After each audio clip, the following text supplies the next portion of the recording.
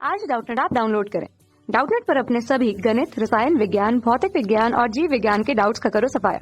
बस प्रश्न की फोटो खींचो, एक ही प्रश्न को क्रॉप करो और तुरंत वीडियो सोल्यूशन पाओ।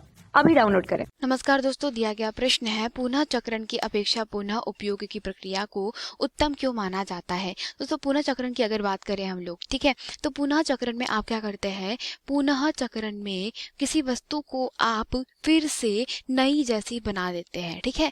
जबकि पुनः उपयोग में दोस्तों जो पुरानी वस्तु होती है जिसका आप उपयोग पहले से ही कर चुके होते हैं, उसका आप किसी अन्य रूप में या पुरानी वस्तु का किसी अन्य चीज के रूप में आप क्या करते हैं, उसका फिर से उपयोग करते हैं, ठीक है। तो पुनः उपयोग की प्रक्रिया में होता यह है कि पुरानी वस्तुएं जो होती है, जैसे कि दोस्तों आपके घर का जो टेबल है, ठीक है, मान लेते हैं वो काफी पुराना हो गया है, तो आप उसे फेंकने की जगह या उसके पुनर्चक्रण की जगह क्या कर सकते हैं, उस टेबल को आप किसी अन्य रूप में उपयोग में ला सकते हैं। जैसे कि आप उसका क्या कर सकते हैं दोस्तों, आप उसके ऊपर गमले रख सकते हैं या आप उसको बाहर अपने घर के आंगन में रख सकते हैं कुछ चीजों को सुखाने के लिए। तो ये क्या होता है, पुनः उपयोग। इसके अलावा पुनः उपयोग का उदाहरण सबसे अच्छा, आपके घर में आप बाजार गए, वहां से आपने पॉलिथीन लाया और पॉलिथीन में सब्जी भर के लाई है, ठीक है, तो पॉलिथीन खाली करके उसे फेंकने की जगह आप क्या कर सकते हैं, आप उस पॉलिथीन को रख सकते हैं और फिर पॉलिथीन को अगली बार जब बाजार लेकर जाए तो आप अपना वाला पॉलिथीन खुद से लेकर के जाएंगे।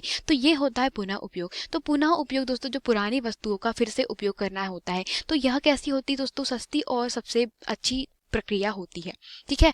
तो आप कह सकते हैं कि सस्ती और अच्छी प्रक्रिया है, मतलब इसमें एक तो दोस्तों कोई खर्चा नहीं होता क्योंकि आप पुरानी वस्तु को फिर से अपने हिसाब से क्या कर रहे हैं, उपयोग में ला रहे हैं। जैसे कि पीने के पानी की बोतल को आप क्या करते हैं, अगर वो उपयोग में नहीं आती तो आप कभी कभी देखा होगा कि घर में बहुत सारी जो सामान होता है उस बोतलों के अंदर क्या कर दिया जाता है, सुरक्षित रख दिया जाता है। तो ये होता है पुनः उपयोग। जबकि पुनः चक्रण में दोस्तों क्या किया जाता है, जैसे कि दोस्तों आपके घर में कागज का अखबार है, ठीक है, तो ये जो कागज का अखबार है इसको आप क्या कर रहे हैं, आप इसका नए जैसा निर्माण करते हैं। तो कागज के अखबारों का लुगदी बना करके उसको तैयार करना होता है, ठीक है। तो लुगदी बनाकर तैयार करेंगे और फिर आप इसके क्या बनाएंगे दोस्तों, आप इसके खोके बनाना प्रारंभ करते हैं, ठीक है। तो दोस्तों ये सब चीजें जो होती है, ठीक है, आप इससे गत्ती बनाएंगे या आप इसकी तख्ती बनाएंगे, ठीक है, तो आप कागज का गत्ता बनाएंगे। तो इन सब चीजों में क्या होता है दोस्तों, पहली बात समय का बहुत ज्यादा क्या होता है, दुरुपयोग हो जाता है। मतलब इन पुनर्चक्रण के लिए